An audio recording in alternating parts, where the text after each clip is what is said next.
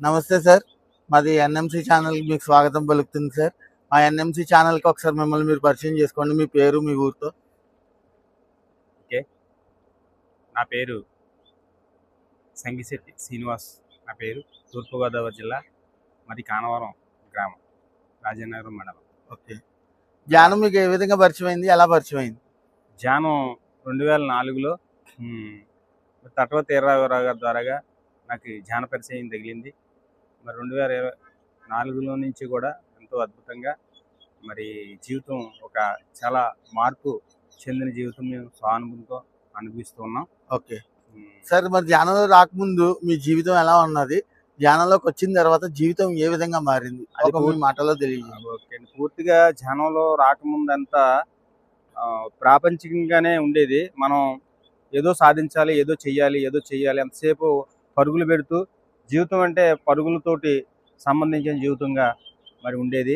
మరి ధ్యానంలోకి వచ్చిన తర్వాత మరి అటు ప్రాపంచికంగా కూడా ఎలా జీవించాలి, అలాగే మనం ఆధ్యాత్మికంగా కూడా ఎలా ప్రయాణం చేయాలి, మరి అందరితోటి ఎలా మనం వ్యవహారం చేయాలి అనే విషయాలు స్వానుభవంగా చాలా విషయాలు తెలుసుకోవడం జరిగిందండి సార్. దానికి ముందు జీవితానికి ఇప్పుడు ధ్యానంలోకి వచ్చిన తర్వాత జీవితానికి చాలా అసలు వెళ్ళలేని మార్పు అన్నమాట. నిజంగా చెప్పలేం, వర్ణించలేం అంత మార్పుతో ఉంది హ్యాపీగా. Okay sir. మరి చూసుకున్నట్లయితే చాలామంది చాలా చోట్ల ఏం చేస్తున్నారంటే, ఆ ధ్యానంలోకి రాగానే ఇంక పూజలు మానేయాలా? లేకపోతే పూజలు చేయక్కర్లేదా? ఇలాంటి విషయాల్లో చాలా ఇబ్బంది పడతా ఉన్నారు. మరి ఇది వాళ్ళకి మీరేమన్నా సలహా చెప్పదలుచుకున్నారు? అసలు ధ్యానం అనేదండి ఆధ్యాత్మికంగా పూజ అనేది కూడా ఒక గొప్ప టర్నింగ్ పాయింట్. పూజ అనే విధానం మనం పూర్తిగా తెలుసుకోగలిగితే ప్రతి పూజలోని పూజా విధానంలో కానీ, ఆ మంత్రంలో కానీ, ఆ చేసే అర్చనలో కానీ ప్రతిదీ కూడా ధ్యానానికి సంబంధించే ఉంటుంది. ఆ పూజ ఒక విధానం అంతా కూడా. దాంట్లో పూజ వేరు, ధ్యానం వేరు కాదు. కాకపోతే మూర్తి పూజ అనేది మనకి అవసరం, చాలా అవసరం. కానీ అక్కడి నుంచి మూర్తిలా తయారవ్వాలి అని చెప్పేసి మనకి ధ్యానం చెప్తుంది. Okay sir. మరి అదే విషయంలో చూస్తున్నట్లయితే విగ్రహాన్ని చూసి నిగ్రహంగా ఉండాలని నేర్చుకోవాలని అంటున్నారు. కానీ ఇప్పుడు చూస్తున్నా కూడా చాలా మంది రాజకీయ నాయకులు అనుకోండి, లేదా ఇంకొకరు అనుకోండి, ఆ మనిషి చేసిన గొప్పతనాన్ని ఆ మనిషి యొక్క విగ్రహంగా పెడుతున్నారు కదా. మరి దాని మీద మీ అభిప్రాయం తెలియజేస్తారా? అంటే అండి, ప్రతిదీ కూడా ప్రాపంచిక విషయాల్లో మనం పరుగులెడుతున్నంతసేపు కూడా మనం వేరుగా కనిపిస్తాం ఈ ప్రపంచంలో.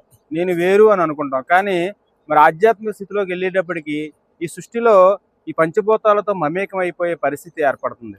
అప్పుడు ఏమవుతుందంటే ఎవరు చూసినా, ఎవరు ఏ మహానుభావుని చూసినా మనం పొందుతున్న ఆనందాన్ని కానీ, మనం పొందుతున్న దైవత్వాన్ని కానీ ఆ ఎదరి వ్యక్తిలో కూడా చూడగలిగేలా చేస్తుంది ఈ ఒక ధ్యానం. అందుకు కాబట్టి ప్రత్యేకత అనేది ఎప్పుడు ఉంటుంది కానీ మనిషికి. కానీ ఎంతసేపు అంటే ఎప్పుడైతే మన ధ్యాన పరిచయం అయిందో ప్రత్యేకత కోరుకుంటాం, కానీ అందరితో పాటు కూడా అందరినీ కూడా అదే రీతిలో చూడగలుగుతాం. అదే ఆధ్యాత్మిక స్థితి అని చెప్పేసి మనకు అర్థం అవుతుంది కూడా. అవును సార్. Super sir. సార్, మరి చూస్తున్నట్లయితే ప్రకృతి వినాశనం చాలా చోట్ల జరుగుతుంది. అంటే చెట్లు నరికేసి బిల్డింగులు కట్టడం, పొలాలనేమో చెరువులుగా మార్చడం. మనకి ఎగ్జాంపుల్ ఇక్కడే జరిగింది, ఇప్పుడున్న ప్లేస్లో.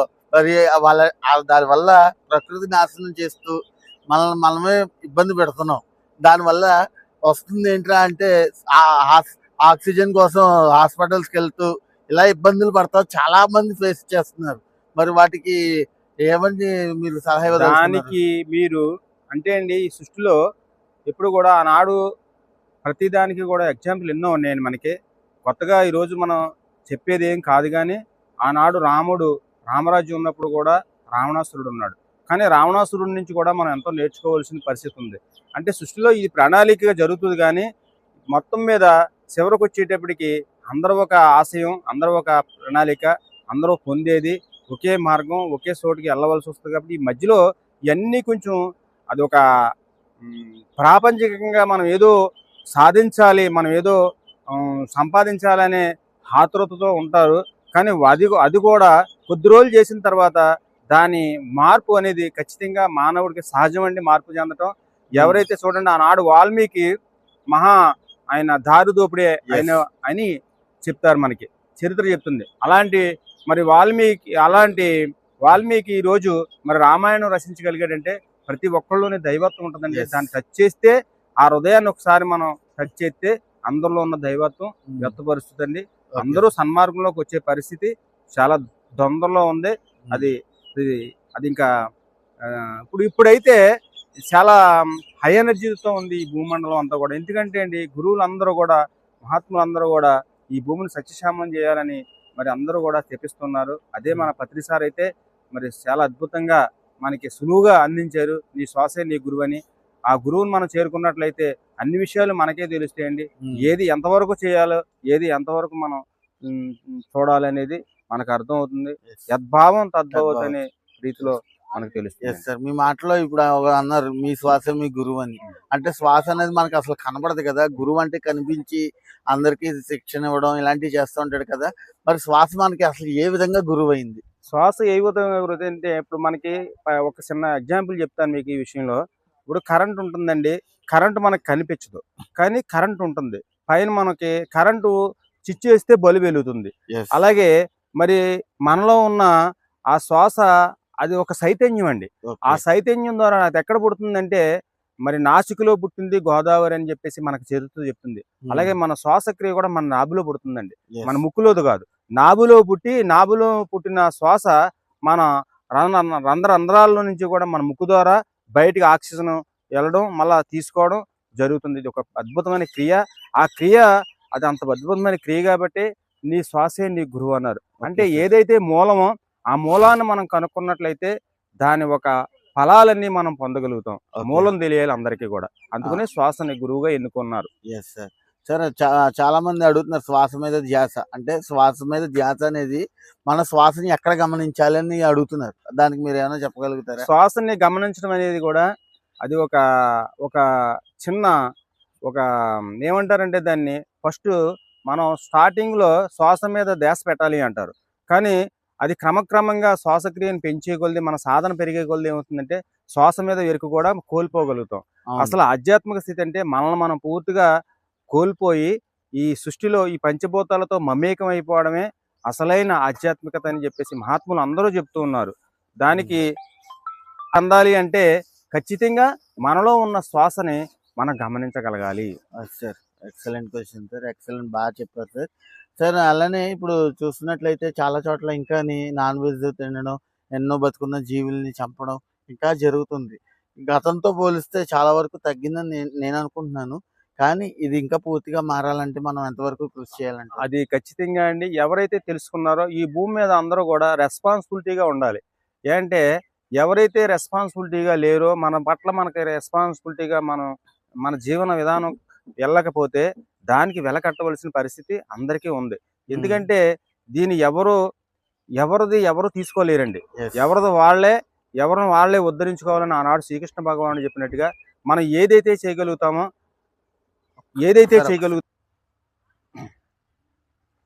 అడగండి మీరు. ఓకే సార్, చాలా చక్కగా చెప్పారు. మనమే ఉద్ధరించుకోవాలంటూ కూడా. కానీ చాలా చోట్ల ఎరుక ఉండట్లేదు సార్. ఇదే విషయంలో వస్తే మేము అంటే ఫ్రెండ్స్లో, మాకున్న ఫ్రెండ్ సర్కిల్లో చెప్తున్నాము, నాన్ వెజ్ తినకండి, ఆ జీవి ప్రాణం తినకూడదు తప్ప. అంటే నేను చంపలేదు కదా, ఎవడో చంపాడు, దాన్ని నాకు ఎవడో తెచ్చిపెట్టాడు, అది కదా నేను తిన్నాను అంటున్నారు. మరి అది ఎంతవరకు కరెక్ట్ అంటే? అది మీకు దీనికి మనకి చెప్పుకోవాలంటే చాలా ప్రతిదానికి కూడా మనకి చరిత్ర చెప్తుందండి. ఏది కూడా దాంట్లో ఎవరో చంపినా ఎవరో చేసినా దాంట్లో కర్మ అనేది మనం భాగం పంచుకుంటున్నాం. ఎందుకంటే ఆ జీవి దాన్ని మనకి అందరికీ కూడా దీంట్లో 8 భాగాలు అవుతుందని చెప్పేసి మనకి పురాణం చెప్తుందండి. అంటే దాన్ని ఖండించేవాడికి, వండేవాడికి, వడ్డించేవాడికి, తినేవాడికి, దాన్ని ప్రోత్సహించేవాడికి ఇది 8 భాగాలుగా మరి ఆ కర్మఫలం చేరుతుందని చెప్పారు. ఎందుకంటే ప్రతిదీ కూడా ప్రాణమేనండి. ఏంటంటే మనలోనే రక్తం ఉంది, ఆ జీవులోని కూడా రక్తం ఉంది. వాటికి ప్రాణం ఉంది, మనకి ప్రాణం ఉంది. అలాంటి మరి ఆ ప్రాణాన్ని మనం ఒకసారి దీనికి ఏం పెద్ద రామాయణం చదవక్కర్లేదు, ఏమి మనకు వేదం తెలియక్కర్లేదు. ఒక జీవి గిలగిలా కొట్టుకుని దాని ప్రాణం పోగొట్టుకుంటుందంటే అది చాలా నరకం అనిపిస్తుంది అనమాట. అదే కాకుండా సహజంగా వచ్చే మరణం అయితే అది వేరేగా ఉంటది.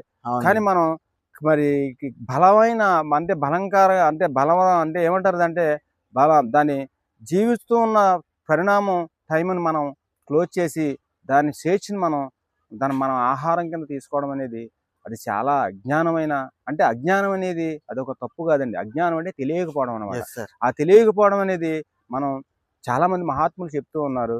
దాన్ని తెలుసుకునే ప్రయత్నం అన్నా మనం చేయాలి. Yes sir. చేస్తే ఈ రోజు తెలియకపోయినా రేపైనా మనకి అది అర్థం అవుతుంది అనమాట. ఎందుకని అంటే ప్రతి జీవులోని కూడా మరి ఈ సృష్టి అంతా వ్యాపించి ఉన్నది దైవశక్తి. శ్రీకృష్ణ భగవానుడు చెప్తాడు భగవద్గీతలో. ఏమంటాడంటే అర్జునుడికి విశ్వరూపం చూపించేటప్పుడు ఈ సృష్టి అంతా కూడా నా స్వరూపమే అర్జున అని చెప్పేసి విశ్వరూపాన్ని దాల్చి మనకు అర్థమయ్యే రీతిలో కృష్ణ భగవానుడు చూపిస్తాడు. అంటే అన్ని అట్లలోని నేనే ఉన్నాను, తస్మాత్ జాగ్రత్త, తస్మాత్ జాగ్రత్త అని శ్రీకృష్ణ భగవానుడు ఆ విశ్వరూప దర్శనంతో పాటు అనేక మన సందేహాలకి అది ఒక ఆదర్శమైన విశ్వరూపం మనం చూపించడం జరిగింది. అవును సార్, చాలా ఎక్సలెంట్గా తెలియజేశారు సార్.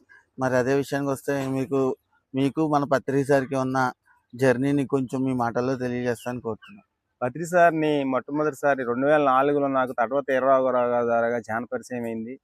పత్రి సార్ నేను డైరెక్ట్గా చూసింది అయితే ఫస్ట్ టీవీలో మేము సార్ది ఒక క్యాసెట్ వేసుకుని చూసుకోవడం జరిగింది 2004లో. ఆ తర్వాత డైరెక్ట్గా లైవ్లో చూసింది సార్ని 2005లో మారేడుమిల్లి ట్రెక్కింగ్లో సార్ని మొట్టమొదటిగా చూసాం. ఆ చూసినప్పుడే నాకు సార్ని చూస్తుంటే ఒక మామూలుగా నాకు అనిపించలేదండి. ఆయన కళ్ళలోని కళ్ళు పెట్టి నేను అలా ఒక 2 నిమిషాలు ఉండిపోవడం జరిగింది. మరి ఆ సార్ ఒక మొట్టమొదటి కలయిక నా జీవితానికి చాలా ఎప్పుడు మరవలేని ఒక మైలురాయిలుగా నిలిచిపోయిందండి. ఎందుకంటే సార్ను చూస్తే ఏమనిపించిందంటే సార్ దగ్గరికి వెళ్ళిన వెంటనే నన్ను నేను కోల్పోయాను పూర్తిగా. నాకు ఏదో ఒక నాలో నేను ఏదో ఒక మార్పు, ఏదో ఒక ఇది ఒక లైటింగ్ లాగా, ఒక తేజస్ లాగా సార్ ఒక చూసేటప్పటికి నా నోటి నుంచి మాటలు లేవు. నేనేం మాట్లాడతారన్నా కానీ నాకు అసలు ఎలాంటి అనుభూతి అంటే అండి, నేను అసలు నన్ను నేను పూర్తిగా కోల్పోవడం జరిగిందండి. ఆ రోజు సార్ని గట్టిగా కౌగులించుకుని సార్ తోటి ఎలా నేను ఒక 2 నిమిషాలు ఆయన పట్టుకుండి నేను వదలకుండా ఉన్నానండి. నాలో ఎనలేని ఏదో ఒక కొత్త శక్తి నన్ను ఆవరించింది. ఆ రోజు నుంచి నా జీవితం మరి చెప్పాలి, వర్ణించాలి అంటే అసలు ఎప్పుడు కూడా ఆ రోజు నుంచి ఈ రోజు వరకు దుఃఖం అంటే ఏంటో నాకు తెలియకుండా మరి నేను ఈ రోజు జీవిస్తున్నానండి. 22 సంవత్సరాలు అయింది నేను మెడిటేషన్లోకి వచ్చిన తర్వాత. మరి 22 సంవత్సరాల నుంచి కూడా నాకు అసలు దుఃఖం అంటే ఏంటో తెలియదు. ఒక కన్నీటి సుఖ ఎప్పుడు కాల్చింది లేదు. అలాగా ఎప్పుడు కూడా ఎలాంటి అనారోగ్యం కానీ ఇప్పుడు ఒక ట్యాబ్లెట్ వేసుకునే పరిస్థితి రాలేదు. మరి ఎంత ఆనందం అండి ఈ భూమి మీద ఇలాంటి గురువు దొరికినందుకు. మరి నిజంగా ఈ జన్మాంతరం కూడా గురువు గారు అందించిన మార్గాన్ని అందరికీ అందించడమే జీవిత లక్ష్యంగా పెట్టుకుని ఈరోజు అదే ప్రణాళికతో ధ్యానం గురించి జీవితం కొనసాగుతుందండి. ఓకే సార్, అద్భుతమైన సందేశాలు, మంచి మాటలు మా ఎన్ఎంసి ఛానల్ యొక్క ప్రేక్షకులు తెలియజేసినందుకు ధన్యవాదాలు సార్. ఆఖరి ప్రశ్న ఏంటంటే, ఇప్పుడు యువతరం ఉన్నారు, అలాగే పిల్లలు ఉన్నారు, వాళ్ళు ఎలాంటి స్టేజ్లో సతమతం అవుతున్నారు? మీరు బయట చూస్తున్నారు, మన ఆధ్యాత్మికంలో ఉన్న వాళ్ళని చూస్తున్నారు. మరి వాళ్ళు ధ్యానులుగా రావాలన్నా, శాఖాలుగా మారాలన్నా ఏమైనా సలహా ఇవ్వదలుచుకుంటే ఖచ్చితంగా మరి మీరు ఏమైనా సలహా ఇవ్వదలుచుకుంటే మన ఎన్ఎంసి ఛానల్ చూస్తున్న ప్రేక్షకులు తెలియజేయండి. ఖచ్చితంగా ఎన్ఎంసి ఛానల్ చూస్తున్న ప్రేక్షకులందరికీ కూడా, ముఖ్యంగా యూత్కి ఒక అద్భుతమైన మార్గాన్ని అందరూ తీసుకోవాలి. ఎందుకంటే మనకి ఈ దేశ భవిష్యత్తు అంతా కూడా యూత్ మీద ఆధారపడి ఉందండి. అందుకని ప్రతి యువకులు అలాగే నారీమణులు అందరూ కూడా దీన్ని మనం అందరికీ రేపొద్దున్న మన రాబోయే ఈ తరానికి ఏదైనా అందియాలి అంటే అది యూత్ వల్లే అవుతుంది. ఆ మార్పు ఖచ్చితంగా యూత్ ప్రతి ఒక్కరు కూడా తీసుకోవాలి, కొంచెం కేర్ తీసుకోవాలి. ఎందుకంటే ఈ భూమి మీద మనం భారతదేశంలో ఉన్నాం. ఈ భారతదేశంలో మనం ఏదైనా మనకి స్వామి వివేకానంద ఎన్నో అద్భుతమైన మనకి ఆయన ద్వారాగా ఎంతో యూత్కి ఎన్నో అద్భుతమైన సందేహాలు ఇచ్చారు స్వామి వివేకానంద. ఖచ్చితంగా యూత్ అందరూ కూడా స్వామి వివేకానంద సందేహాలు తీసుకోవాలి. ఎందుకంటే నా వెనకతలు నలుగురు నా వెనకతలు ఉంటే నేను ప్రపంచాన్ని మార్చి చూపిస్తానన్నారు. ఈ ఉక్కు నరాలు అంటే ఇనప కందరాలు అని చెప్పేసి స్వామి వర్ణించారు. ఎందుకంటే మనలో అనంతమైన శక్తి దాగి ఉందండి ప్రతి ఒక్కళ్ళని కూడా. ఎందుకంటే మన పంచభూతాలతో సమకూడుకున్న ఈ దేహం మరి పంచభూతాలకి ఆ పంచభూతాలు అంటే పంచ ప్రాణాలు పంచభూతాలు ఉన్నాయి. అలాంటిది అందరికీ ఉంది ఆ శక్తి, ఆ ఆ దైవత్వం అందరిలోనే ఉంది. అది మనం సానుభూతితో పొందాలి అంటే మహాత్ములని మనం అనుసరించాలి. Okay sir. ఎప్పుడైతే మహాత్ములను అనుసరించామో వాళ్ళు చెప్పినది సందేహాన్ని మనం కొంచెం కొద్దిగా మనం తీసుకోగలిగిన మరి యూత్కి చాలా ఆదర్శంగా తయారవ్వాలి. ఎందుకంటే ఈ దేశ భవిష్యత్తు అంతా ఇది చాలా సీరియస్గా తీసుకోవాలండి యూత్ అందరూ కూడా. ఎందుకంటే ఈ భారత భూమిలో మనం పుట్టి ఉన్నాం. ఒక బాధ్యతగా జీవించాలి. జీవితం అంటే ఓకే. ఇది ఆసామిసి జీవితం కాదు. Yes sir. మరి మానవ జన్మ గొప్ప గొప్ప అంటే దేనిలో గొప్ప అంటే మానవుడు దేన్నైనా సాధించగలుగుతాడు. ఎందుకంటే మానవుడికి అంత విజ్ఞానం ఉంది. ఎస్ ఒక సార్. చెప్పాలి అంటే మొత్తం ఈ భూగోళం అంతా కూడా శాస్త్రీయంగా ఏదైతే చెప్తున్నారో మహాత్ములందరూ కూడా అదంతా కూడా మానవులుగా అంత సంపూర్ణమైన జ్ఞానం ఉంది. ఎస్. అది కొంత ఎవరు ఎంతవరకు తీసుకుంటారో అంతవరకు అది అందుతుంది. మనం ఎటువైపుకి అడుగు వేస్తామో అటువైపుకే మనకు మార్గం ఏర్పడతాయి. అవును. అలాంటి కాబట్టి యూత్ అందరూ కూడా ఈ ఛానల్ ద్వారాగా అందరికీ మరి అందరినీ ప్రాధేయపడి చెప్తున్నది ఏంటంటే ఈ భూమి మీద అందరం కూడా యూత్ అందరూ కూడా బాధ్యతగా రెస్పాన్సిబిలిటీగా కొంత మన బాధ్యత నెరవేరగలిగితే మనం చూసి పక్క వాళ్ళకి ఇన్స్పైర్ అయ్యేలాగా ఉండాలి జీవితం ఎప్పుడు కూడా. అవును. మనల్ని చూసి 10 మంది ఆదర్శంగా ఉండాలి. ఈ 10 మంది వెనకాల మనం వెళ్ళిపోవడం కాకుండా 10 మందిలో మనం ఒక స్పెషల్గా తీసుకుని జీవితాన్ని ఛాలెంజ్గా కొంచెం తీసుకోగలిగితే మనకి ఈ మొత్తం ఈ భూమి మీద జరుగుతున్న అనార్థాలన్నీ కూడా చాలా తొందరలో మనం అవన్నీ ఛేదించుకోగలుగుతాం. అందరినీ అద్భుతంగా అందరిలో ఉన్న దైవత్వాన్ని మనం దర్శించగలుగుతాం. అప్పుడే మన వసుదైక కుటుంబంలాగా జీవించగలుగుతాం. ఉమ్. ముఖ్యంగా మరి ఒక్కసారి చెప్తున్నదంటే ఇదంతా కూడా ఈ ప్రణాళిక అంతా కూడా యూత్ మీద ఆధారపడి ఉంది. ప్రతి ఒక్క మరి నారీమణులు యూత్ అందరూ కూడా దీని మీద కొంచెం కేర్ తీసుకుని మనం అందరికీ కూడా ఆదర్శంగా జీవించాలని మరొకసారి కోరడం జరుగుతుంది. ఓకే మరి సార్. మా అవకాశం ఛానల్ గురించి ఒక 2 మాటలు చెప్పండి సార్. మరి ఈ ఛానల్ NMC.